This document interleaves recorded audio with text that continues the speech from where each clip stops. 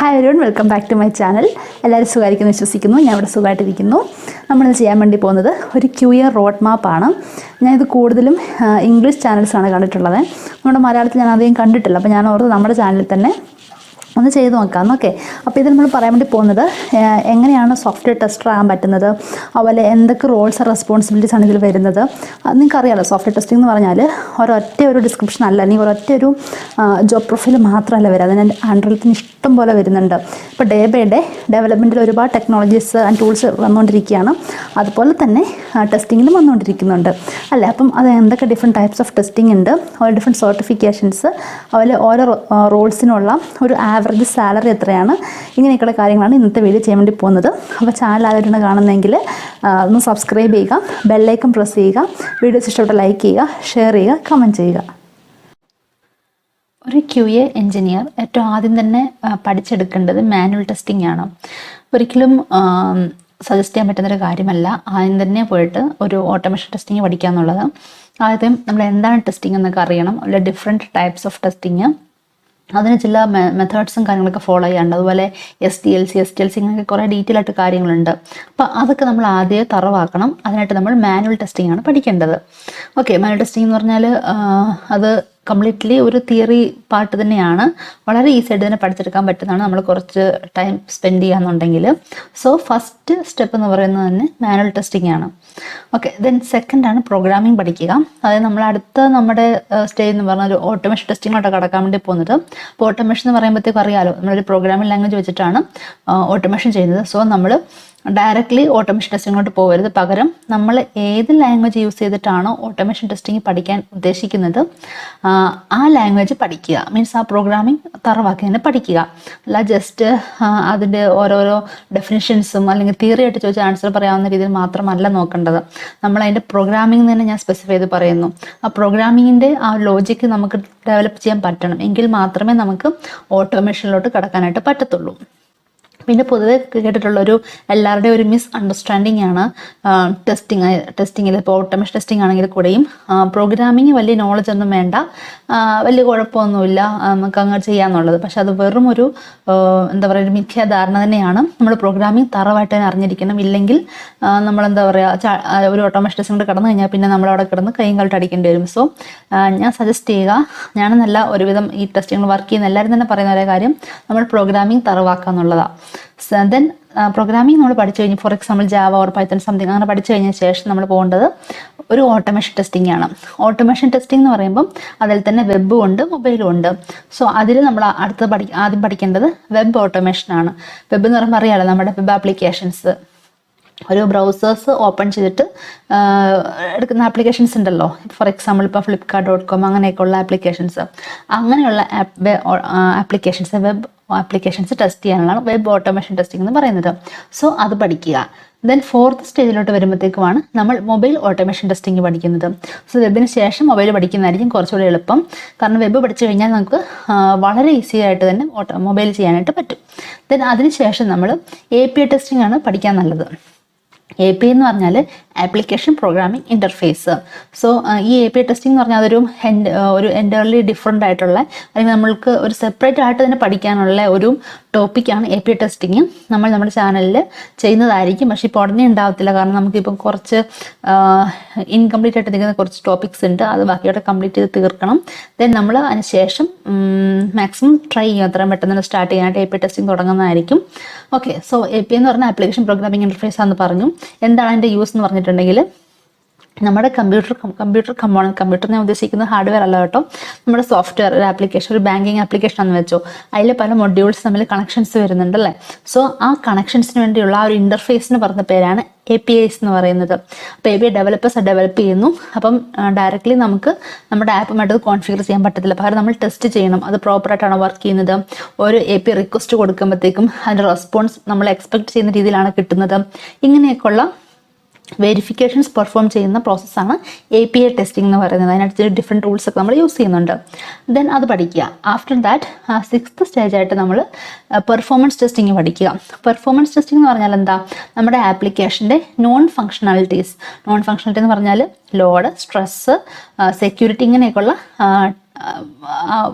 എന്താ പറയുക അതിൻ്റെ ഫീച്ചേഴ്സ്. അതാണ് പെർഫോമൻസ് ടെസ്റ്റിംഗ് എന്ന് പറയുന്നത്. ഇപ്പോൾ ഈ പറഞ്ഞതിനകത്ത് തന്നെ ഈ ലോഡ് സ്ട്രെസ് എന്നൊക്കെ പറഞ്ഞാൽ അതൊക്കെ പെർഫോമൻസ് ടെസ്റ്റിങ്ങിൽ നമുക്ക് വളരെ പെട്ടെന്ന് പഠിക്കാൻ പറ്റുന്ന കാര്യങ്ങളാണ്. അതിൽ ഞാൻ പറഞ്ഞ വേറൊരു ടേമുണ്ട് സെക്യൂരിറ്റി എന്ന് പറഞ്ഞല്ലേ. Security is very much important എന്ന് പറയാൻ പറ്റും അല്ലേ. നമുക്ക് ഇന്നത്തെ കാലത്ത് നമ്മുടെ ഒരു ചെറിയൊരു ആപ്പാണെങ്കിൽ പോലും പെട്ടെന്ന് തന്നെ മറ്റുള്ളവർക്ക് ഹാക്ക് ചെയ്തെടുക്കാം. പല പല ഓപ്ഷൻസ് ഉണ്ട്. സോ അത് അവോയ്ഡ് ചെയ്യണം. സോ നമ്മൾ സെക്യൂരിറ്റി ടെസ്റ്റിംഗ് പെർഫോം ചെയ്യണം. സോ സെക്യൂരിറ്റി ടെസ്റ്റിംഗ് എന്ന് പറഞ്ഞാൽ അത് എളുപ്പത്തിൽ ഒരാൾക്ക് പെട്ടെന്ന് ചെയ്യാൻ പറ്റുന്ന ഒരു കാര്യമല്ല. നമുക്ക് വേണമെങ്കിൽ വളരെ സിമ്പിൾ മെത്തേഡ്സ് ഒക്കെ യൂസ് ചെയ്ത് കുഞ്ഞു സെക്യൂരിറ്റീസ് ഒക്കെ ടെസ്റ്റ് ചെയ്യാം, അത്രേ ഉള്ളൂ. പക്ഷെ ഒരിക്കലും നമുക്ക് അത് കുറച്ച് ബേസിക് മാത്രം പഠിച്ചുകൊണ്ട് നമ്മളൊരു സെക്യൂരിറ്റി ടെസ്റ്റർ എന്ന് പറയാനായിട്ട് പറ്റത്തില്ല. ഞാൻ എൻ്റെ ഒരു അണ്ടർസ്റ്റാൻഡിങ് ശരിയാണെങ്കിൽ ഞാൻ അതിനെക്കുറിച്ച് കുറച്ചൊന്ന് ശ്രമിച്ചായിരുന്നു മനസ്സിലാക്കാനായിട്ട്. അതായത് നമുക്ക് നല്ലൊരു സർട്ടിഫിക്കേഷൻ ഉണ്ടെങ്കിൽ അത്ര നല്ലതായിരിക്കും. അതായത് നമ്മൾ കണ്ടിട്ടില്ല ഇങ്ങനെ ഹാക്കിംഗ് ഒക്കെ അത്യാവശ്യം അറിയാവുന്നവർക്ക് സെക്യൂരിറ്റി ടെസ്റ്റർ ആകാൻ ചാൻസസ് കൂടുതലാണ്. ഹാക്കിംഗ് എന്ന് പറഞ്ഞാൽ ഒരിക്കലും ഒരു അൺഎത്തിക്കലായിട്ടുള്ള കാര്യമല്ല പറയുന്നത്, എത്തിക്കൽ ഹാക്കിംഗ് ആണ് പറയുന്നത്. സോ എത്തിക്കൽ ഹാക്കിംഗ് പഠിക്കുന്നവർക്ക് സെക്യൂരിറ്റി ടെസ്റ്റിംഗ് വളരെ പെട്ടെന്ന് പഠിക്കാം. അത് നല്ലൊരു ഏരിയ ആണ് നമ്മുടെ ടെസ്റ്റിങ്ങിനകത്തെ. ദെൻ ആ 6th സ്റ്റേജിന് ശേഷം നമ്മൾ പോകുന്നത് 7th സ്റ്റേജിലോട്ടാണ്. അവിടെ നമ്മൾ പഠിക്കേണ്ടതാണ് CI/CD ആൻഡ് വേർഷൻ കൺട്രോൾസ് ആണ്. സോ അതെന്താ നമ്മൾ പറയുന്നുണ്ട് നമ്മുടെ ഈ വീഡിയോയിൽ തന്നെ ആ ഒരു ടോപ്പിക്കിലോട്ട് പോകുമ്പോഴത്തേക്ക്. ദെൻ അതിനുശേഷം ഡാറ്റാബേസ് ടെസ്റ്റിംഗ് പഠിക്കുക. ഡാറ്റാബേസ് ടെസ്റ്റിംഗ് ടെസ്റ്റിംഗ് എന്ന് പറയുന്നതിനപ്പുറമായിട്ട് ഡാറ്റാബേസിനെ കുറിച്ച് പഠിക്കാമെന്ന് തന്നെ പറയാം. ഡാറ്റാബേസ് എന്ന് പറഞ്ഞാൽ അറ്റ്ലീസ്റ്റ് MySQL ഇല്ലാതെങ്കിലും പഠിക്കുക. അതിലെ കൊറീസ് ഒക്കെ ഉണ്ടല്ലോ, സെലക്ട്, ഇൻസേർട്ട്, ഡിലീറ്റ് എന്നൊക്കെ പറഞ്ഞ്, പിന്നെ ജോയിൻസ്, ഇതൊക്കെ ജോയിൻസിൻ്റെ ഒക്കെ ഇഷ്ടംപോലെ ക്വസ്റ്റ്യൻസ് നമുക്ക് ഇൻ്റർവ്യൂവിനൊക്കെ കാണാൻ പറ്റും. സോ നമ്മൾ ഡാറ്റാബേസിനെ കുറിച്ച് തന്നെ പഠിക്കുക. MySQL, അതിൽ സ്കീമ, സ്ട്രക്ചർ, ഒരുപാട് കാര്യങ്ങളുണ്ടല്ലോ, അതെല്ലാം തറവായിട്ട് തന്നെ പഠിക്കുക. ദെൻ ഈ ഡാറ്റാബേസ് ടെസ്റ്റിംഗ് എന്ന് പറഞ്ഞാൽ അതിലും അത്യാവശ്യം നന്നായിട്ട് കുറേ ടോപ്പിക്സ് വരുന്നുണ്ട്. ഞാൻ പറഞ്ഞല്ലോ, ആ ടെസ്റ്റിംഗ് ഒന്ന് ഫോക്കസ് ചെയ്തതിനപ്പുറമായിട്ട് ആ ക്വറീസ് എങ്ങനെ നമുക്ക് എഴുതാൻ പറ്റും, ആ ഓരോ ക്വറി കാണുമ്പോൾ അതിൻ്റെ ഔട്ട്പുട്ട് എങ്ങനെ പ്രൊഡിക്റ്റ് ചെയ്യാൻ അറിയണം. ഓക്കെ, അത്ര നന്നായിട്ട് അറിഞ്ഞിരിക്കണം ഡാറ്റാബേസ് എന്ന് പറയുന്നത്. ഇത് നമുക്ക് ഈ ഓരോ മൊഡ്യൂൾസ് അല്ലെങ്കിൽ ഈ ഓരോ സ്റ്റേജസിനെ കുറിച്ചൊന്ന് ഡീറ്റെയിൽ ആയിട്ട് കാണാവേ. സോ നമ്മൾ പറഞ്ഞ ഫസ്റ്റ് സ്റ്റേജാണ് മാനുവൽ ടെസ്റ്റിങ്. മാനുവൽ ടെസ്റ്റിങ്ങിലെ വരുന്ന കോണ്ടൻസ് ആണ് കൊടുത്തേക്കുന്നത്. ഈ പറഞ്ഞേക്കുന്ന ഇപ്പോൾ ഈ ബുള്ളറ്റ് പോയിന്റ്സ് ഇപ്പോൾ 5-6 കാണത്തുള്ളെങ്കിൽ നിങ്ങൾ ഓർക്കുക, ഓക്കെ സിമ്പിളാണ്, 5-6 ടോപ്പിക്കല്ലേ ഉള്ളതെന്ന് ഓർക്കരുത്. ഇതിൽ തന്നെ ഡിഫറെൻറ്റ് വരുന്നുണ്ട്. നമ്മൾ ചെയ്ത മാനുവൽ ടെസ്റ്റിംഗ് വീഡിയോ നിങ്ങൾക്ക് നോക്കിയാൽ കാണാൻ പറ്റും. ഒരുപാട് കാര്യങ്ങൾ പഠിക്കാനുണ്ട്. അപ്പോൾ അത് നോക്കുക നിങ്ങൾക്ക് ഡൗട്ട് ഉണ്ടെങ്കിൽ. അപ്പോൾ നമ്മൾ മാനുവൽ ടെസ്റ്റിംഗ് കവർ ചെയ്യുന്ന മെയിൻ ടോപ്പിക്സ് എന്ന് പറഞ്ഞാൽ testing principles, STLC, types of testing and techniques, levels of testing, test document preparation. Test document preparation എന്ന് പറഞ്ഞാൽ അതിനകത്ത് വരുന്ന ടെസ്റ്റ് പ്ലാൻ വരും, ടെസ്റ്റ് കേസ് വരും, യൂസർ സ്റ്റോറീസ് വരും, ആക്സെപ്റ്റൻസ് ക്രൈറ്റീരിയ, ഇങ്ങനെയൊക്കെയുള്ള ഒരുപാട് കാര്യങ്ങൾ വരുന്നുണ്ട്. പിന്നെ ഡിഫക്ട് ട്രാക്കിംഗ് ടൂൾസ് പഠിക്കുക. അതായത് മെയിനായിട്ട് ജീറയാണ് ഉദ്ദേശിക്കുന്നത്. അപ്പം ജീറയുടെ വീഡിയോ നമ്മൾ ചെയ്തിട്ടുണ്ട്, നോക്കുക. സോ ഇത്രയും ടോപ്പിക്സ് ആണ് മാനുവൽ ടെസ്റ്റിങ്ങിനകത്ത് പഠിക്കേണ്ടത്. അടുത്ത നമ്മൾ പഠിക്കണമെന്ന് പറഞ്ഞാൽ പ്രോഗ്രാമിംഗ് ആണ്. ഏത് പ്രോഗ്രാമിംഗിലും പഠിക്കാം, നമ്മുടെ ചോയ്സ് ആണ്. പക്ഷെ നമ്മൾ ചൂസ് ചെയ്യുന്നുണ്ടല്ലോ, നമ്മുടെ എന്താ പറയുക ഈസി ആയിട്ടുള്ള പ്രോഗ്രാമിംഗ് മാത്രമായിരിക്കരുത്. ഈസി ആയിട്ടുള്ള ഒബ്വിയസ്ലി നമുക്ക് പഠിക്കാൻ പറ്റുന്ന എടുക്കുക. ഒപ്പം തന്നെ എന്ത് നോക്കേണ്ടത്, നമ്മുടെ കറണ്ട് ഇൻഡസ്ട്രിയിൽ ഏറ്റവും കൂടുതൽ കമ്പനീസ് യൂസ് ചെയ്യുന്ന അല്ലെങ്കിൽ ഏറ്റവും കൂടുതൽ ചാൻസസ് ഉള്ള സ്കോപ്പുള്ള പ്രോഗ്രാമിംഗ് ആണ് നോക്കിയിട്ട് പഠിക്കാനായിട്ട്. അപ്പോൾ നമുക്കറിയാൻ പറ്റും, ഇപ്പം ഒരുപാട് ജോബ് ഓപ്പർച്യൂണിറ്റീസ് വരുന്ന ഒന്നാണ് ജാവ, C# പൈത്തൺ. അതിൽ തന്നെ ടോപ്പ് വരുന്ന രണ്ടെണ്ണമാണ് ജാവയും പൈത്തണും. പിന്നെ ജാവയും പൈത്തണും കമ്പയർ ചെയ്യുമ്പോഴത്തേക്കും കുറച്ചും കൂടെ പൈത്തണിന് എന്താ പറയുക, പൈത്തൺ കുറച്ച് ഈസിയർ ആണെന്നാണ് അത് രണ്ടുകൂടെ ജാവ അറിയാവുന്നവരും പൈത്തണും ഒരുപോലെ അറിയാവുന്നവർ പറയുന്നത് പൈത്തണാണ് കുറച്ചൊരു ഈസിയർ എന്നാണ്. പക്ഷേ ഞാൻ ജാവയിലാണ് വർക്ക് ചെയ്യുന്നത്. സോ അതുകൊണ്ടാണ് ഞാൻ ജാവയുടെ ടോപ്പിക്സ് അവിടെ കൊടുത്തേക്കുന്നത്. ഇപ്പം പൈത്തൺ അറിയാവുന്നവർക്ക് പൈത്തണിലെ ബേസിക് ടോപ്പിക്സ്, ബേസിക് എന്ന് പറഞ്ഞാൽ ഉദ്ദേശിക്കുന്നത് ഒരു പൈത്തൺ ഡെവലപ്പർ ചെയ്യുന്നതിൻ്റെ അത്രയും ടോപ്പിക്സ് അല്ലെങ്കിൽ അത്രയും വേണ്ടി വരുന്നില്ലെങ്കിൽ കൂടിയും പൈത്തണിൻ്റെ കോൺസെപ്റ്റ്സ് എല്ലാം അറിയണം. ഒരു പൈത്തൺ ലാംഗ്വേജ് യൂസ് ചെയ്തുകൊണ്ട് നമുക്ക് ഒരു പ്രോഗ്രാം നമുക്ക് ചെയ്യാൻ അറിഞ്ഞിരിക്കണം. ഓക്കെ, ഇപ്പം ജാവയുടെ കേസ് പറയുകയാണെങ്കിൽ നമുക്ക് കോർ ജാവ എന്ന് പറയാൻ പറ്റും. അതിനകത്ത് വരുന്ന പഠിക്കേണ്ട കോണ്ടൻസ് ആണ് പറയുന്നത്. ബേസിക്സ് എന്ന് പറഞ്ഞാൽ എന്താ, അതിനകത്ത് നമ്മുടെ ഈ കണ്ടീഷൻസ് ഒക്കെ വരുന്നുണ്ടല്ലോ, ലൂപ്സ് ഒക്കെ, അതിൽ അറിഞ്ഞിരിക്കണം. ഓപ്പറേറ്റേഴ്സ് യൂസ് അറിയണം, വേരിയബിൾസ് യൂസ് അറിയണം. പിന്നെ കോൺസെപ്റ്റ് എന്ന് പറയുമ്പോൾ തന്നെ ഇഷ്ടംപോലെ ടോപ്പിക്സ് വരുന്നുണ്ട്, അതുണ്ട്. പിന്നെ അറേസ്, സ്ട്രിങ് വളരെ ഇമ്പോർട്ടൻ്റ് ആണ്. സ്ട്രിങ്ങിൽ ഡിഫറെൻറ്റ് ഓപ്പറേഷൻസ് പെർഫോം ചെയ്യാൻ അറിഞ്ഞിരിക്കണം. പിന്നെ എക്സെപ്ഷൻ ഹാൻഡ്ലിങ്, അതായത് നമ്മുടെ ട്രൈ ക്യാച്ച് ഒക്കെ വരുന്നത്. പിന്നെ മൾട്ടി ത്രെഡിങ്. പിന്നെ കളക്ഷൻസ് വളരെ ഇമ്പോർട്ടൻ്റ് ആണ്. കളക്ഷൻസിൽ അറിയാം, ലിസ്റ്റ്, സെറ്റ്, മാപ്പ് എന്നൊക്കെ പറഞ്ഞ് വരുന്നത്. അതിൻ്റെ കോൺസെപ്റ്റ് എല്ലാം അറിയണം. അത് തമ്മിലുള്ള ഓരോ സെറ്റ്, ഫോർ എക്സാമ്പിൾ സെറ്റ് മാപ്പ്, നമ്മൾ ഡിഫറൻസ് എന്താണ്, അറേ ലിസ്റ്റും പിന്നെ എന്താ ലിങ്ക് ലിസ്റ്റ് ഡിഫറൻസ് എന്നാണ്, ഇങ്ങനെയൊക്കെയുള്ള കുറേ കാര്യങ്ങൾ. അതുപോലെ പ്രോഗ്രാം എഴുതാനും അറിഞ്ഞിരിക്കണം. പിന്നെ മേവൻ. ഓക്കെ, ഇത്രയും കാര്യങ്ങളാണ് കോർ ജാവയിൽ പഠിക്കേണ്ടത്. Next is web automation testing ആണ്. വെബിനകത്ത് നമുക്ക് ഡിഫറെൻറ്റ് ടൂൾസ് യൂസ് ചെയ്യാം. കോമൺ ആയിട്ട് യൂസ് ചെയ്യുന്ന ചില ടൂൾസ് ആണ് പറഞ്ഞേക്കുന്നത്. Selenium, Cypress, Robot Framework, Katalon, Eggplant, TestComplete എന്നൊക്കെ പറഞ്ഞു. അതിൽ തന്നെ നമുക്കറിയാൻ പറ്റും ഏറ്റവും ടോപ്പായിട്ടുള്ളത് ഒന്നാണ് സെലീനിയം. സോ സെലീനിയത്തിൽ നമ്മൾ പഠിക്കേണ്ട ടോപ്പിക്സ് ആണ് പറയുന്നത്. സെലീനിയം ID അറിഞ്ഞിരിക്കണം. പിന്നെ വെബ് ഡ്രൈവർ ആണ്. വെബ് ഡ്രൈവറിനകത്ത് തന്നെ web driver commands, different UI എലമെൻറ്റ്സിനെ എങ്ങനെ ഹാൻഡിൽ ചെയ്യുന്നത് പഠിക്കണം. Weights, actions class, test engine framework പഠിക്കണം. പോം മീൻസ് പേജ് ഒബ്ജക്ട് മോഡൽ, അത് അറിഞ്ഞിരിക്കണം. പിന്നെ ഒരു എക്സൽ ഷീറ്റിൽ നിന്ന് ഡാറ്റ അങ്ങനെ റീഡ് ആൻഡ് റൈറ്റ് ചെയ്യാൻ പറ്റണം അറിയണം. പിന്നെ ക്രോസ് ബ്രൗസർ ടെസ്റ്റിംഗ്, അതായത് ഡിഫറെൻറ്റ് ബ്രൗസേഴ്സിൽ അങ്ങനെ ടെസ്റ്റ് ചെയ്യാൻ അറിയണം. അതുപോലെ പാരലൽ ടെസ്റ്റിംഗ് അറിയണം. അതൊക്കെ ടെസ്റ്റ് എൻജിനകത്ത് വരുന്ന കാര്യങ്ങളാണ്. പിന്നെ ഒരു ഫ്രെയിംവർക്ക് നമുക്ക് ഫ്രം ദ സ്ക്രാച്ച്, ഒരിക്കലും ഒരാൾ ഉണ്ടാക്കി വെച്ച ഫ്രെയിംവർക്കിൽ പോയിട്ട് എന്താ പറയുക, ചില അറ്റകുറ്റപ്പണികൾ നടത്തുക എന്നല്ല ഉദ്ദേശിക്കുന്നത്. ഫ്രം ദ സ്ക്രാച്ച് നമുക്കൊരു വർക്ക് കിട്ടുമെങ്കിൽ ഫ്രം ദ സ്ക്രാച്ച് ചെയ്യാൻ പറ്റുന്നുണ്ടോ, അത്രയും നമ്മൾ അറിഞ്ഞിരിക്കണം. പിന്നെ നമ്മളൊരു കംപ്ലീറ്റ് പ്രൊജക്റ്റ് ചെയ്യാനായിട്ട് ക്യാപ്പബിൾ ആയിരിക്കണം. Next is mobile automation testing. Mobile automation ടെസ്റ്റിംഗിൽ നമ്മൾ മുമ്പ് എന്തായാലും പറഞ്ഞ വെബ് പോലെ തന്നെ ഒരുപാട് ടൂൾസ് ഉണ്ട്. അതിൽ തന്നെ ടോപ്പായിട്ടുള്ള കുറച്ച് ടൂൾസ് ആണ് APM, എസ്പ്രസോ, കാലാബാഷ്, റോബോട്ടിയം, സെലൻഡ്രോയിഡ്, ഫ്ലട്ടർ എന്നൊക്കെ പറഞ്ഞ്. അതിൽ തന്നെ APM ആണ് ഞാൻ ഇവിടെ പറഞ്ഞിരിക്കുന്നത്. APM നമ്മൾ അറിയേണ്ട കാര്യങ്ങൾ, APM ആർക്കിടെക്ചർ അറിഞ്ഞിരിക്കണം. പിന്നെ UI ഓട്ടോമേറ്റഡ് വ്യൂവർ പഠിക്കണം. നമ്മൾ APM ഓൾറെഡി ക്ലാസ് സ്റ്റാർട്ട് ചെയ്തായിരുന്നു, വീഡിയോസ് ഇട്ടിട്ടുണ്ട്. എനിക്ക് തോന്നുന്നു 1-2 വീഡിയോ കൂടി ഇനി വരുന്നുണ്ട്, നല്ല കംപ്ലീറ്റ് ആവത്തുള്ളൂ. കുറച്ച് മൊഡ്യൂൾസ് ആയിട്ടുള്ളൂ, അപ്പോൾ ജസ്റ്റ് നോക്കി തുടങ്ങുക നിങ്ങൾ പഠിക്കണം എന്നുള്ളവരെ. പിന്നെ ക്യാപ്പബിലിറ്റീസ് പഠിക്കണം. പിന്നെ ആൻഡ്രോയിഡ് ഡീബഗ് ബ്രിഡ്ജ്, പിന്നെ cloud device testing. Cloud device testing എന്ന് പറഞ്ഞാൽ ഇപ്പം നമ്മുടെ ആ ഒരു ഫ്രെയിംവർക്കുമായിട്ട് ഒന്നെങ്കിൽ നമുക്കൊരു ആക്ച്വൽ ഡിവൈസ് കണക്ട് ചെയ്യാം, അല്ലെങ്കിൽ നമ്മൾ എമുലേറ്റേഴ്സ് കണക്ട് ചെയ്ത് നമുക്ക് വർക്ക് ചെയ്യാനായിട്ട് പറ്റും. ഇതൊന്നും അല്ലാന്നുണ്ടെങ്കിൽ നമുക്ക് ക്ലൗഡ് ഡിവൈസ് കണക്ട് ചെയ്യാൻ പറ്റും. ഇപ്പം നമുക്കിപ്പം different types of mobiles physically available ആവണമെന്നില്ല, ശരിയല്ലേ? അപ്പോൾ നമുക്ക് ടെസ്റ്റ് ചെയ്യുകയും വേണം എല്ലാ ടൈപ്സ് ഓഫ് മൊബൈൽസിൽ. അപ്പോൾ അത് നമുക്ക് ക്ലൗഡ് ഡിവൈസസ് യൂസ് ചെയ്യാനായിട്ട് പറ്റും. പിന്നെ ഫ്രെയിംവർക്ക് ഡിസൈൻ പഠിക്കണം. അതുപോലെ ആൻഡ്രോയിഡിലും iOSലും വർക്ക് ചെയ്യുന്നത് എങ്ങനെയാണെന്ന് അറിഞ്ഞിരിക്കണം. ഇത്രയാണ് മൊബൈൽ ഓട്ടോമേഷൻ ടെസ്റ്റിംഗിൽ വരുന്നത്. Next is API testing, that means application programming interface ആണ്.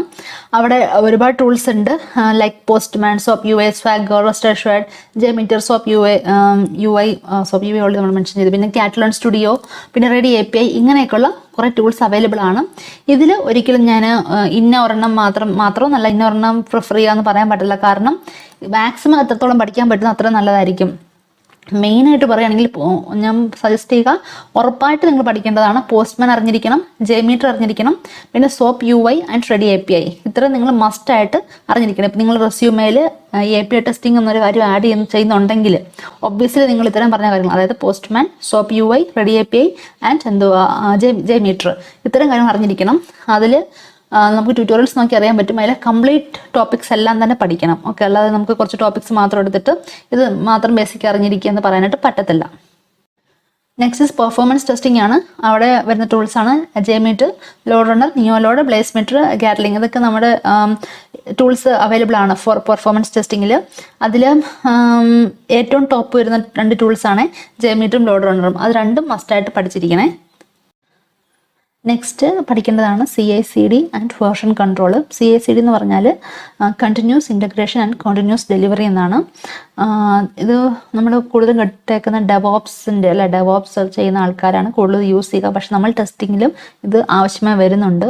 സോ നമ്മൾ പഠിക്കണം ആണെങ്കിൽ നമ്മുടെ റെസ്യൂമിൽ ഇതൊരു ഭയങ്കര ഒരു ആഡ് ഓൺ ആയിരിക്കും ഇത് നമ്മൾ പഠിക്കുവാണെങ്കിൽ. ഓക്കെ, സോ എന്താണ് CI/CD എന്ന് പറഞ്ഞാൽ ബേസിക്കായിട്ട് ചെറിയ ഡെഫിനേഷൻ പോലെ പറയാം. അതായത് നമ്മുടെ സോഫ്റ്റ്വെയർ ഡെവലപ്മെൻറ്റ് ലൈഫ് സൈക്കിളിലെ ഓരോ stages like building, testing, deploying, code changes വരുത്തുന്നത് തുടങ്ങിയ ആ കംപ്ലീറ്റ് പ്രോസസ്സിനെ ഒന്ന് ഓട്ടോമേറ്റ് ചെയ്യാൻ വേണ്ടിയിട്ടാണ് നമ്മൾ CI/CD ടൂൾസ് യൂസ് ചെയ്യുക. അതുപോലെ വേർഷൻ കൺട്രോൾ യൂസ് ചെയ്യുന്നതെന്ന് വെച്ചിട്ടുണ്ടെങ്കിൽ നമ്മുടെ സോഫ്റ്റ്വെയർ ഡെവലപ്മെൻറ്റ് ലൈഫ് സൈക്കിളിൽ ഡിഫറെൻറ്റ് ചേഞ്ചസ് വരുമല്ലോ. അതായത് നമ്മുടെ ആപ്ലിക്കേഷൻസിന് ഇടയ്ക്കിടെ കുറച്ച് ചേഞ്ചസ് വരുന്നു, മോഡിഫിക്കേഷൻസ് വരുത്തുന്നു. സോ ഇങ്ങനെ വരുന്ന ചേഞ്ചസ് അല്ലെങ്കിൽ ആ ഒരു ഇറ്ററേഷൻസിനെ നമ്മൾ പ്രോപ്പറായിട്ട് മെയിൻറ്റെയിൻ ചെയ്യാനായിട്ടാണ് നമ്മൾ വേർഷൻ കൺട്രോൾ ടൂൾസ് യൂസ് ചെയ്യുക. സോ ഇൻഡസ്ട്രിയിൽ different types of tools available ആണ് ഈ 2 കാര്യത്തിന് വേണ്ടിയിട്ട്. അങ്ങനെ വരുന്ന ടൂൾസാണ് Jenkins, GitLab, Bitbucket, AWS, CodePipeline. ഇങ്ങനെയൊക്കെ ഒരുപാട് ടൂൾസ് ഉണ്ട്. പക്ഷേ നമ്മൾ അറ്റ്ലീസ്റ്റ് പഠിച്ചിരിക്കണം, ജെങ്കിൻസ് അറിയണം, GitLab അറിയണം, Bitbucket അറിയണം. AWS ഒക്കെ അറിയുവാണെങ്കിൽ അത്ര നല്ലതാണ്. അതുപോലെ അതിൻ്റെ സർട്ടിഫിക്കേഷൻസ് ഒക്കെ അവൈലബിൾ ആണ്. അതൊക്കെ ഉണ്ടെങ്കിൽ വളരെ നല്ലതായിരിക്കും. നെക്സ്റ്റ് ഡാറ്റാബേസ് ഞാൻ ഓൾറെഡി പറഞ്ഞതിനെ കുറിച്ചൊന്നും കൂടുതലായിട്ടൊന്നും പറയാനില്ല. നമ്മൾ അറ്റ്ലീസ്റ്റ് MySQL എങ്കിലും പഠിക്കാൻ different queries like basic queries ഉണ്ട്, ലൈക്ക് സെലക്ട്, ഇൻസർട്ട്, ഡിലീറ്റ് എന്നൊക്കെ പറഞ്ഞാൽ ക്വറീസ് എല്ലാം പഠിക്കണം. ഒപ്പം തന്നെ ജോയിൻസ് വളരെ ഇമ്പോർട്ടൻ്റ് ആണ്. സോ നമുക്കൊരു ക്വറി കണ്ടിട്ട് അതിൻ്റെ ഔട്ട്പുട്ട് പ്രൊഡിക്റ്റ് ചെയ്യാൻ പറ്റണം, അത്രയും നമ്മൾ തറവായിട്ട് പഠിച്ചിരിക്കണം. നെക്സ്റ്റ് നമുക്ക് സാലറി സ്കെയിൽ നോക്കാവേ. ഈ പറഞ്ഞേക്കുന്ന സാലറി കറക്റ്റ് തന്നെ ആയിരിക്കണമെന്നില്ല, കുറച്ച് അങ്ങോട്ടും ഇങ്ങോട്ടും മാറുകയൊക്കെ ചെയ്യാം. പക്ഷെ എന്നാലും ഒരു ആവറേജ് ആണ് പറയുന്നത്. ഓക്കെ, അതുകൊണ്ട് നമുക്ക് ഈ ഗ്രാഫ് നോക്കാവേ. സോ ഈ ഗ്രാഫിൽ കണ്ടോ, ബ്ലൂ കളറിൽ കൊടുത്തേക്കുന്നത് സ്മോൾ കമ്പനീസും സ്റ്റാർട്ടപ്സും അല്ലെങ്കിൽ ഓൾറെഡി ഡെവലപ്ഡ് ആയി വന്നേക്കുന്ന ചെറിയ ചെറിയ കമ്പനീസ് അല്ല, അങ്ങനെയുള്ള കമ്പനീസ്. ഓറഞ്ച് കളറിൽ കൊടുത്തേക്കുന്ന മൾട്ടിനാഷണൽ കമ്പനീസാണ്, MNCs. ഓക്കെ, സോ അതിൻ്റെയൊക്കെ ഒരു ഇയേഴ്സ് ഓഫ് എക്സ്പീരിയൻസ് വെച്ച് ഒരു സോഫ്റ്റ്വെയർ ടെസ്റ്റർക്ക് എത്രമാത്രം സാലറി നമുക്ക് എക്സ്പെക്ട് ചെയ്യാമെന്നാണ് പറയുന്നത്. വീണ്ടും പറയുകയാണ്, കറക്റ്റ് ഇത് തന്നെ ആയിരിക്കണമെന്നില്ല, അങ്ങോട്ടും ഇങ്ങോട്ടും കുറച്ച് മാറ്റങ്ങളൊക്കെ വരും. ഡിപ്പെൻഡ്സ് അപ്പോൺ ദ എന്താ പറയുക, ആ കമ്പനിയെ ഡിപ്പെൻഡ് ചെയ്തിരിക്കും. ദെൻ ഓക്കെ, ഒരു 1 to 3 years എക്സ്പീരിയൻസ് ഉള്ള ഒരാളാണെങ്കിൽ, ഒരു സ്മോൾ കമ്പനിയിലാണെങ്കിൽ ഒരു 2.5 ആണ് ഒരു ഇയർലി, അതായത് മീൻസ് ഒരു വർഷം 2.5 ലക്ഷത്തോളം ആയിരിക്കും ഒരു സ്റ്റാർട്ടിങ് സാലറി. മീൻസ് 1 to 3 yearsനുള്ളിൽ എക്സ്പീരിയൻസ് ഉള്ള ഒരാൾക്ക്. അതേസമയം MNCയിലോട്ടൊക്കെ പോവുകയാണെങ്കിൽ 4 lakhs ഒക്കെ വരെ കിട്ടും. ഒരു 4 to 6 years എക്സ്പീരിയൻസ് ഉള്ള ഒരാളാണെങ്കിൽ, സ്മോൾ കമ്പനീസ് ആണെങ്കിൽ ഒരു 7 lakh ആയിരിക്കും പെർ ആനം കിട്ടുന്നത്, എന്നുവെച്ചാൽ മാക്സിമം ആണ് പറഞ്ഞത്. ദെൻ MNCs ആണെങ്കിൽ 12 ഒക്കെ എക്സ്പെക്ട് ചെയ്യാം. 12 എന്ന് പറഞ്ഞാൽ കറക്റ്റ് 12 ആവണമെന്നില്ല, 11 ആകാം, 13 ആകാം, അങ്ങനെയൊക്കെ മാറ്റങ്ങൾ വരാം. ദെൻ 7 to 9 years എക്സ്പീരിയൻസ് ഒക്കെ ഉള്ള ഒരാൾക്ക് സ്മോൾ കമ്പനീസ് 10 lakhs വരെ കൊടുക്കും. MNCs ആണെങ്കിൽ 16-17 ഒക്കെ വരെ പോകാം. 7 to 9 years എക്സ്പീരിയൻസ് ഒന്നുകൂടി ഞാൻ പറയട്ടെ. ഈ 16 എന്ന് പറഞ്ഞത് ഈ 18-19 വരെ കൊടുക്കുന്ന കമ്പനികളെ എനിക്കറിയാം, അങ്ങനെ മേടിക്കുന്ന ആൾക്കാരെ അറിയാം. സോ ഒരിക്കലും 16 മാത്രമേ ഉള്ളൂ, അല്ലെങ്കിൽ സ്മോൾ കമ്പനീസിന് കേസ് എടുക്കുമ്പോൾ 10 മാത്രമേ ഉള്ളൂ എന്ന് കരുതരുത്. ഒരു ആവറേജ് മാത്രമാണ് പറയുന്നത്. ഓക്കെ, വീണ്ടും ഞാൻ സ്ട്രെസ് ചെയ്യാൻ പറയാൻ കാരണം എന്താണെന്ന് വെച്ചാൽ, ഒരിക്കലും ഇത് കാണുന്നവർ ഓക്കെ ഇതാണ് കിട്ടുന്നത്, ഇത് കൂടുതൽ കിട്ടത്തില്ല എന്ന് വിചാരിക്കരുത്. ദെൻ 10+ years എക്സ്പീരിയൻസ്, അതായത് നമ്മുടെ ഒരു മാനേജർ ലെവലൊക്കെ ആയിരിക്കും അങ്ങനെ പോകുന്നത്. അങ്ങനെയുള്ളവർക്ക് സ്മോൾ കമ്പനീസ് ആകുമ്പം ഒബ്വിയസ്ലി 15+ കിട്ടണം. MNCs ആണെങ്കിൽ അതൊരു 21-22 ഒക്കെ lakhs കിട്ടും പെർ ആനം. ഇതാണ് ഒരു സാലറി സ്കെയിൽ വരുന്നത്. അടുത്ത വളരെ ഇമ്പോർട്ടൻ്റ് ആണ്, ഒരു സോഫ്റ്റ്വെയർ ടെസ്റ്റർക്ക് നമുക്ക് ഉറപ്പായിട്ടും വേണ്ട ചില സർട്ടിഫിക്കേഷൻസ് ഉണ്ട്.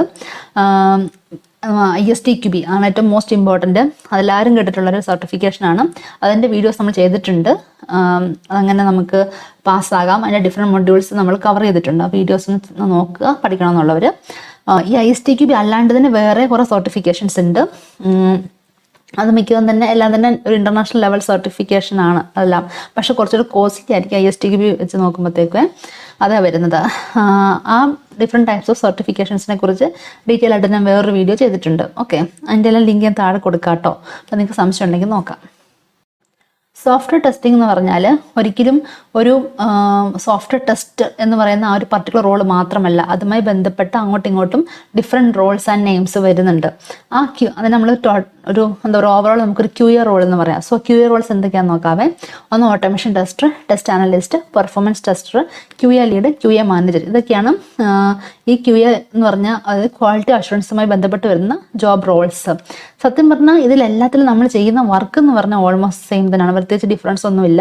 ഇപ്പോൾ നമ്മൾ കണ്ട ഈ റോഡ് മാപ്പ് ഉണ്ടല്ലോ, ഡിഫറെൻറ്റ് ടെക്നോളജീസ് ആൻഡ് ടൂൾസ് ഒക്കെ ഇവ വരുന്നത്, ഇതിലെല്ലാം ഈ പറഞ്ഞ റോൾസിലെല്ലാം നമുക്ക് ഈ പറഞ്ഞ ടൂൾസ് ആൻഡ് ടെക്നോളജീസ് ആവശ്യമായിട്ടുള്ള കാര്യങ്ങളാണ്.